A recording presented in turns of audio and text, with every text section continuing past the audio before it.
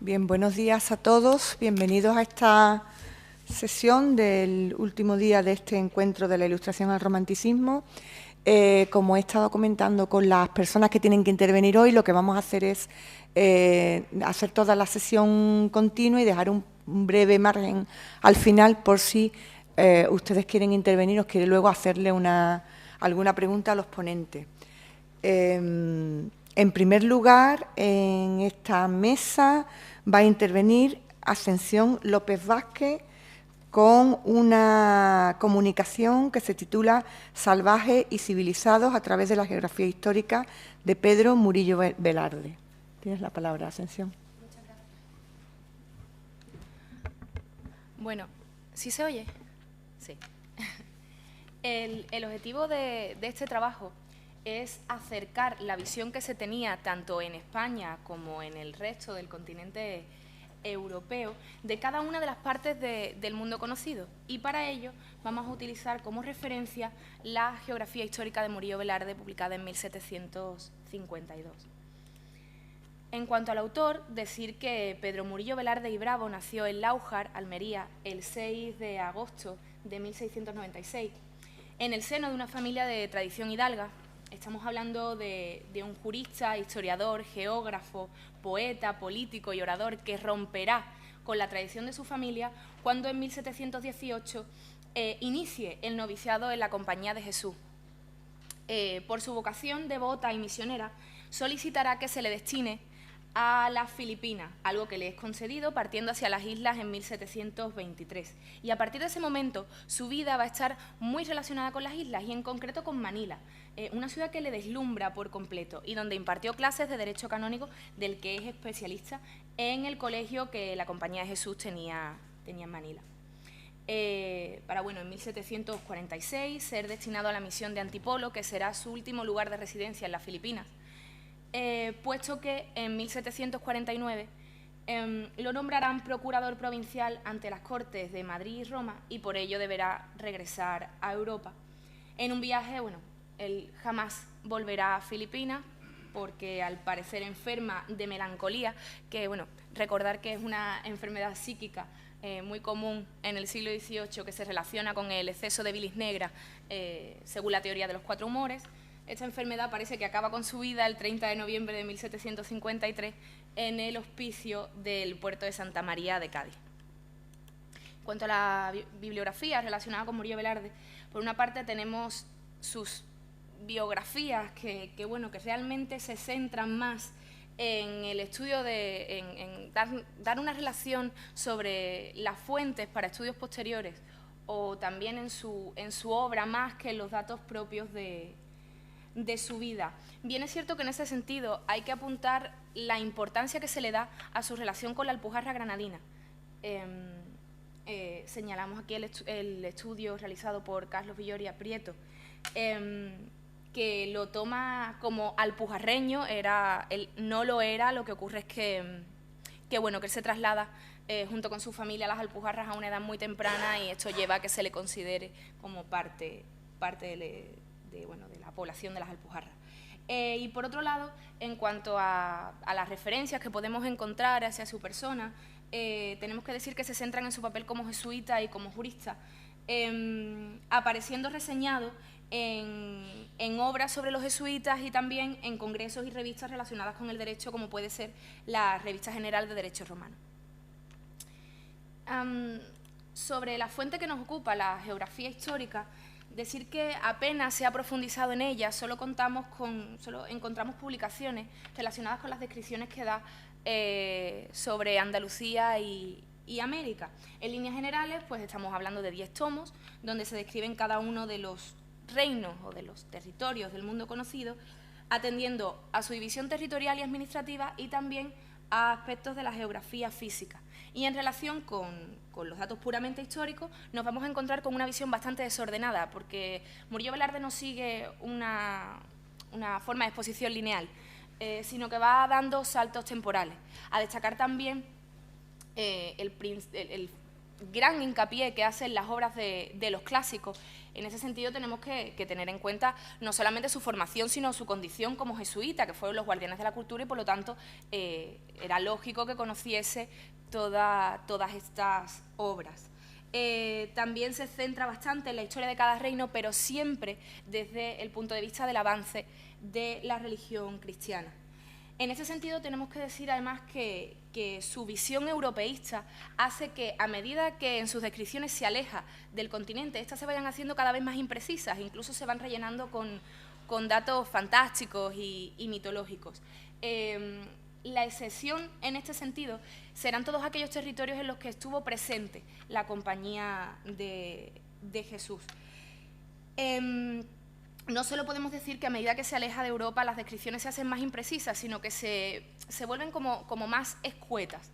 De hecho, dedica la misma cantidad de tomos a la península ibérica que a Europa en general. También a continentes tan extensos como pueden ser Asia y América, cuentan con 2 y 1 tomo respectivamente. Una excepción en este sentido será, por supuesto, Filipinas, un territorio de una extensión muy pequeña, pero que por el hecho de haber acogido, digamos, a Murillo Velarde durante gran parte de su vida, hace que lo describa de una manera muy detallada y de hecho comparte tomos con un territorio tan extenso, pero a la vez tan desconocido como podía ser el África del siglo XVIII. Bueno, a modo de curiosidad decir que el tomo 10º es más bien de carácter anecdótico y se trata pues de una serie de referencias biográficas de diferentes personajes ilustres del momento. Perdón. Antes de centrarnos en sus descripciones, deberíamos profundizar un poco acerca de los conceptos de civilización y barbarie en el siglo XVIII.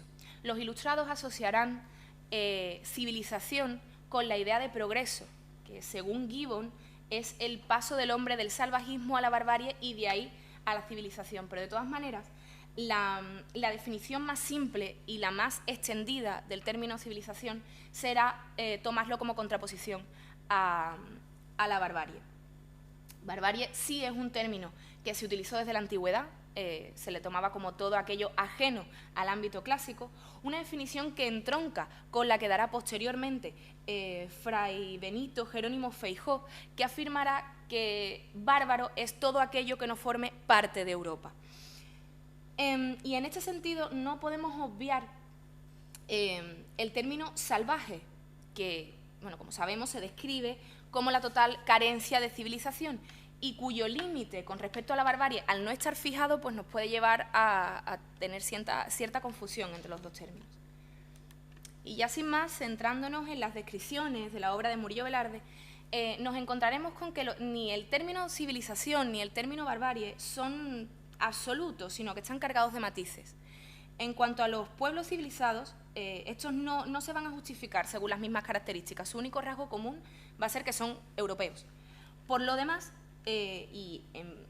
basándose ya en que estos territorios contarían con un cierto grado de evolución, en cada país va a destacar un criterio sobre los demás que, sin ser excluyente, lo va a singularizar, y así podremos establecer una clasificación en función de estos criterios a destacar. El primero de estos criterios será el elemento religioso. Pues bueno, aunque sí sabemos que todos los países que podían considerarse civilizados pertenecían o profesaban la religión cristiana, bien es cierto que en la obra Pedro Murillo Velarde se inclina más por el catolicismo. Tenemos que tener en cuenta que no solamente era jesuita, sino que también era español, lo cual lo hace muy lógico. Y en este sentido podríamos decir que el territorio más civilizado de todos va a ser Italia, representado como una nación gloriosa que gobierna el mundo a través del poder espiritual. Este hecho, el hecho de que sea sede de la Iglesia Católica, hace que se dejen de tener un poco en cuenta todos los aspectos negativos que Murillo Velarde pueda encontrar en el carácter de los italianos, que son varios, desde no ser aptos para la guerra o por lo menos estar por debajo de los demás, hasta ser pues mentirosos, embusteros, personas dadas al enredo, a las trampas, en fin. Por otra parte, encontramos el criterio de la evolución cultural y, por supuesto, el caso por excelencia será la Francia ilustrada, la cuna de la cultura en el contexto en el que se enmarca la obra. Decir, por supuesto, que en la época moderna, Europa tenía puestos sus ojos hacia Francia, que será un modelo a imitar en todos los sentidos. Pues bueno, es un lugar donde florecen todas las ciencias y con sus respectivas academias. El ejemplo más claro que encontramos en la obra de Murillo Velarde será la extensión de la lengua, que se esparce, se habla, tanto en las diferentes cortes europeas como en los diferentes centros intelectuales. Y sí es verdad que es muy curioso la forma como Murillo Velarde describe la diferencia existente entre la escritura y la pronunciación de esta lengua. Él dice que en la boca de los franceses la lengua parece tan difícil como el griego, pero apunta que ellos, conscientes de esta dificultad, en sus palabras quisieran corregirla, pero no aciertan. Un criterio más sería el avance en las técnicas de navegación y en la expansión comercial. Pues bueno, no podemos olvidar que en esta época ser una gran potencia naval implicaba también ser un reino poderoso. Y en este sentido encontraremos el caso paradigmático de Holanda, presentada como un país de gran poder que se había enfrentado con las dos grandes potencias del momento, a saber, España y Francia, a las que desbancó en su carrera de expansión comercial. Bien es verdad que en el terreno de la política, y aunque subrepticiamente, Murillo Velarde hace una crítica a los holandeses por sus malas artes en este sentido. Él afirma que son muy habilidosos para dividir a sus príncipes por todo el territorio, bueno, con el fin de dominarlo absolutamente todo. Por su destreza en el arte de la guerra, podríamos decir que los más civilizados serán los alemanes, a los que Murillo Velarde presenta como los mejores soldados del mundo. Hombres seguros en la batalla que jamás se consideran vencidos, incluso en los momentos en los que no tienen la victoria, personas trabajadoras, sinceras, si bien cuyo carácter pasional nubla un poco su razón, lo que les hace ser pues, bastante ingenuos, una gente también de complexión robusta, que tienen el problema de que comen y beben, según Murillo Velarde, a la medida de sus cuerpos. Por lo tanto, están dominados por la gula y la embriaguez. Esta crítica se entiende teniendo en cuenta que bueno, estamos hablando de un jesuita y que en el siglo XVIII los padres de la Iglesia defenderán o ellos abogarán por la moderación como un modelo de virtud. Para terminar con los civilizados, encontramos el modelo, a mi modo de ver, más curioso de todos, que es el de los ingleses, porque presenta todas las cualidades anteriormente mencionadas, por lo tanto podríamos considerar que se trata del pueblo, de la nación más civilizada del mundo. Pero si leemos a Murillo Velarde nos damos cuenta de que no es así. Los ingleses tienen un defecto, el carácter. Habla de personas envidiosas, severas, altivas, violentas, critica su forma de divertirse, a ellos les gustan mucho las peleas y las apuestas. Y utiliza un elemento muy recurrente en la época que es el carácter, pues, su carácter melancólico. Esto generalmente se justifica con la insalubridad del clima de la zona, que bueno, sabemos que se caracteriza por la niebla y por la humedad. Esto les lleva, según Murillo Velarde, incluso al suicidio, y cito textualmente, cuando Murillo Velarde habla de los ingleses, se refiere a las palabras de autores clásicos y dice que son muchos los que se dan a la muerte ahorcándose o dándose puñalada o disparándose un pistoletazo o arrojándose al río. Por lo tanto, eran unas personas que estaban absolutamente desequilibradas, en palabras, por supuesto, de Murillo Velarde. Toda esta hostil descripción se puede entender si tenemos en cuenta que Inglaterra era una enemiga natural de España. Pero que, bueno, al fin y al cabo, Murillo Velarde tiene que reconocer que se trata de una gran potencia, destacar su grado de evolución, pero justifica su antipatía simplemente pues, describiéndolos de forma negativa. Tras toda esta clasificación, debemos apuntar que hay un último aspecto que caracteriza a los pueblos civilizados, y es el físico. Todos los europeos son bellos, o por lo menos tienen un aspecto agradable. Y esto se va a apreciar muchísimo más si nos ponemos a comparar las descripciones físicas que hará de los europeos con las que hace de los americanos y sobre todo los negroafricanos. Dentro ya de los pueblos considerados como bárbaros encontramos un par de excepciones. Pueblos con costumbres que podrían catalogarse, que de hecho cataloga como bárbaras, pero que por unos u otros motivos pues tienen un matiz civilizador. Este es el caso de los turcos, que son bárbaros pues por su religión. Tenemos que recordar que en la Europa moderna la imagen de los musulmanes estaba muy denostada. Y en el caso de los turcos, pues bueno, esta negativa se matiza presentándolos con todas las cualidades de un pueblo civilizado, pues de buen talle, insignes en el arte de la guerra, aunque bueno, en este sentido apunta que los cristianos lo superan. Esto, bueno, es una cosa lógica, un pueblo culto, en fin. En definitiva, pues bueno, una nación que podría catalogarse como civilizada de no ser por el hecho de que no pertenecen a la religión cristiana. Se trata de unos infieles, lo que automáticamente los convierte en una cultura inferior. En segundo lugar, encontramos a los chinos. De China va a dar una descripción muy detallada, debido, por supuesto, a la amplia red de conocimiento que establecieron los jesuitas, de la que se va a valer Murillo Velarde. Recordamos su presencia en la corte imperial china. De hecho, bueno, el pasado miércoles mi compañera Marina Camino apuntó bueno, ya apuntó datos acerca de China.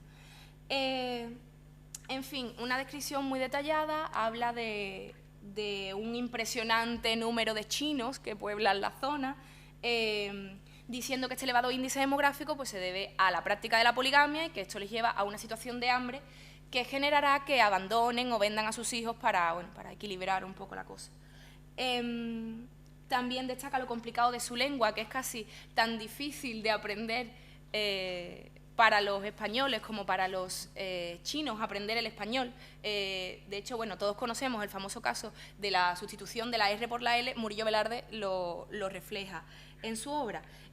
Hace también una crítica a la religión, pero bueno, encuentra ciertas similitudes con esta y la cristiana, lo que nos puede llevar a pensar que, bueno, que igual está buscando una vía para la evangelización, que finalmente era el objetivo de los jesuitas.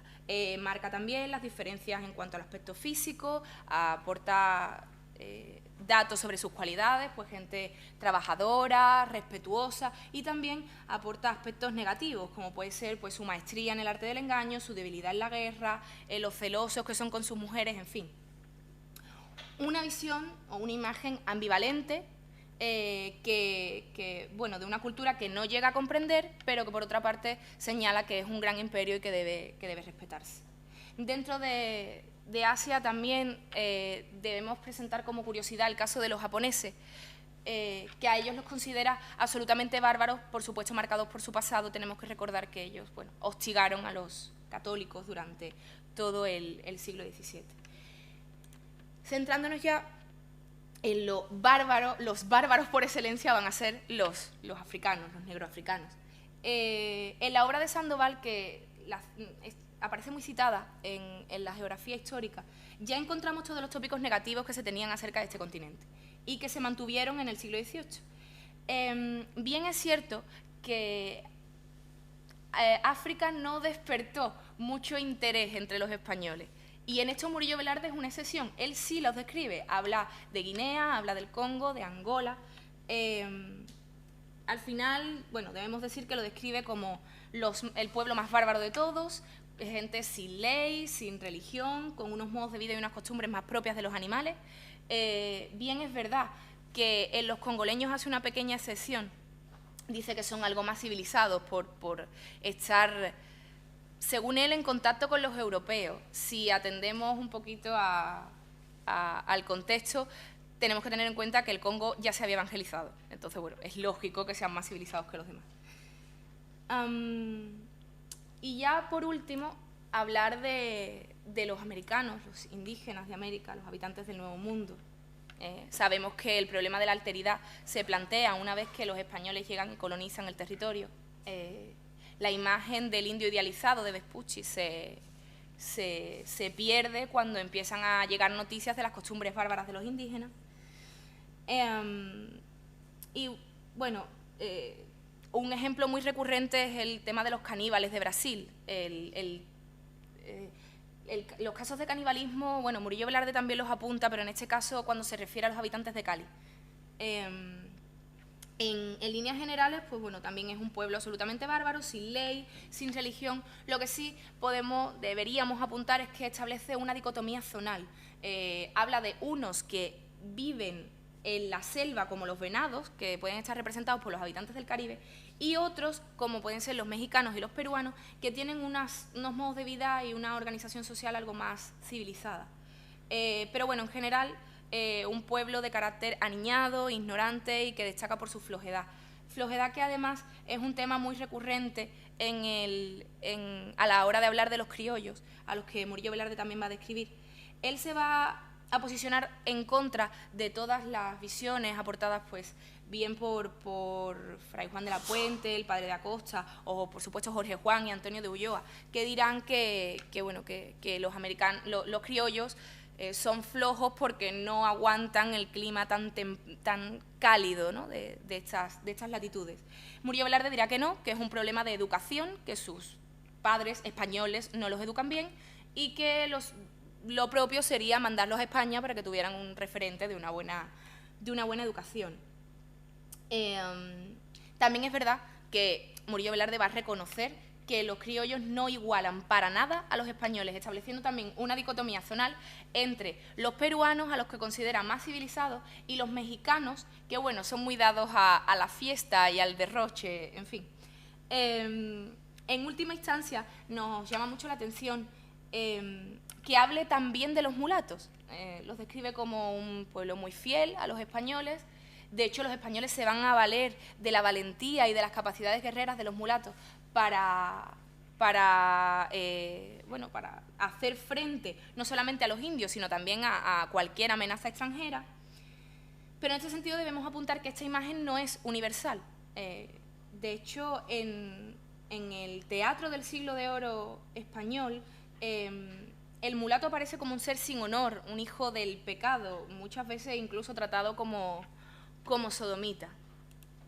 Y bueno, ya a modo de conclusión, decir que Murillo Velarde no se basa en sus observaciones directas, sino que lo hace en su amplio conocimiento libresco, ya que, bueno, de todos los lugares que nos describe, él solamente estuvo en Filipinas y durante un corto espacio de tiempo en Nueva España. No obstante, sí es verdad que muestra un amplio conocimiento de las fuentes, pues debido a lo que ya hemos apuntado, a esta amplia red de conocimiento que establecieron los jesuitas en cada uno de los territorios en los que estuvieron, de lo que muestra, pues, la dicotomía existente entre la imagen de los chinos y la de los japoneses. Porque, bueno, vemos que él se va a dejar llevar por la relación que se tendrá en cada uno de los pueblos con la compañía.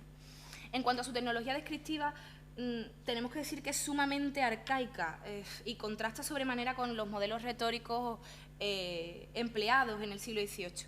No va a seguir ni el estilo conciso y directo de los viajeros de la primera mitad de la centuria, como puede ser Bougainville, y menos aún se inclinará por una belleza literaria que caracteriza a las obras de Bernardín de Saint-Pierre y sobre todo a las de Humboldt.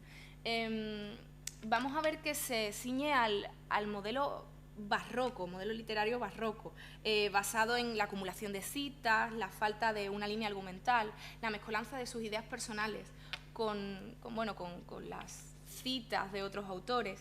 En fin, va a utilizar la acumulación de detalles como técnica retórica. En cuanto a la representación, vemos que es absolutamente textual, a falta de un elemento básico como serán las imágenes. Esto es muy propio de la industria editorial española, que bien por condicionantes de carácter económico o por deficiencias técnicas no suele incluir ilustraciones en los libros, y si lo hace son de bastante mala calidad. Ya para terminar, en cuanto al contenido, Murillo Velarde es absolutamente fiel al modelo tradicional, donde se contraponen dos elementos a la hora de clasificar a los distintos pueblos, es decir, el nivel de civilización con el avance de la religión o la adopción de la religión cristiana. Así, bueno, el nivel de civilización, como hemos dicho, se basará en una serie de rasgos externos, como pueden ser pues, un gobierno organizado, creencias religiosas complejas, una sociedad estructurada, forma de elaborar los alimentos, la forma de vida, en fin. Y en este sentido podemos apuntar cuatro niveles distintos. En primer lugar, los civilizados y cristianos, donde se ubican, lógicamente, todos los pueblos europeos. Bueno, todos no, habría que matizar. Y es el caso de los moscovitas, los rusos, en los que, bueno, no vamos a entrar porque, bueno, mi compañera en la siguiente comunicación, mi compañera Laura Barba, junto con el profesor Arturo Morgado, bueno, nos van a dar una estupenda visión de la imagen de los rusos en el siglo XVIII. Por otro lado, un segundo nivel será el de los civilizados y no cristianos, siendo este caso pues, el de los chinos, los turcos, los persas, los japoneses, etc. Mostrando, como hemos dicho, una imagen ambivalente. El hecho de no profesar la religión cristiana los convierte en bárbaros, pero hay que reconocer su evolución cultural y su condición de grandes imperios.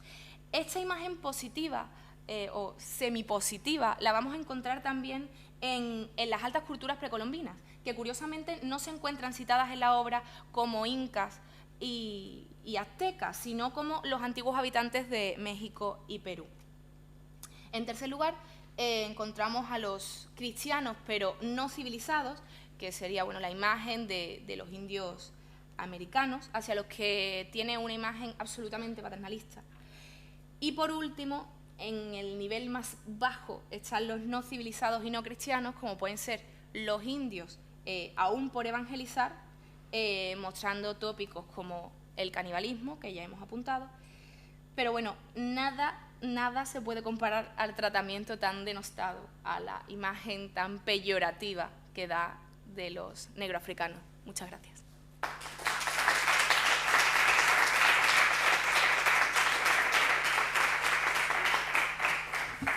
Bien, muchas gracias a Ascensión López por esta magnífica